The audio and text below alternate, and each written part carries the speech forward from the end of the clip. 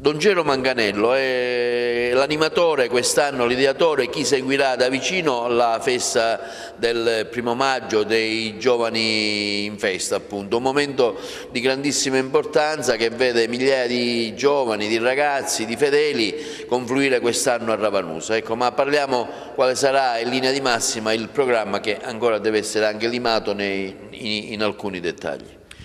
Intanto grazie, i ragazzi arriveranno nella prima mattinata a Ravanusa, quindi intorno alle 9, e saranno accolti dalla comunità di Ravanusa, i quali si stanno organizzando in tutti i modi per far sentire a casa i ragazzi che arriveranno da tutta la diocesi. Dopodiché intorno alle 10:30, con la preghiera presieduta dal Cardinal Montenegro, apriremo ufficialmente i lavori del Giovani in Festa e subito dopo nelle chiese di Ravanusa uno dei momenti centrali del Giovani in Festa, i laboratori, dove i ragazzi saranno chiamati a riflettere sul tema che guiderà la giornata. Nel primo pomeriggio un momento di animazione, la celebrazione eucaristica sempre presieduta dal Cardinale e poi uno spettacolo dove il cuore sarà Roberto Lipari, il comico palermitano, e la Circo Banda, che è una band di Ravanusa, con Giovanni Sciabarrasi, che sarà anche il presentatore di tutto l'evento. Quest'anno è stata scelta dalla Chiesa, da Sua Eccellenza il Cardinale Montenegro,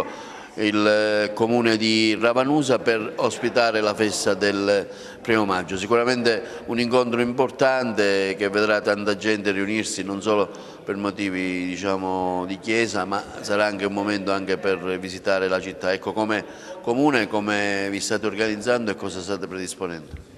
Intanto per noi è un motivo d'orgoglio che Ravanusa è stata scelta come edizione del Giovani in Festa 2017, lo ha detto anche il nostro sindaco,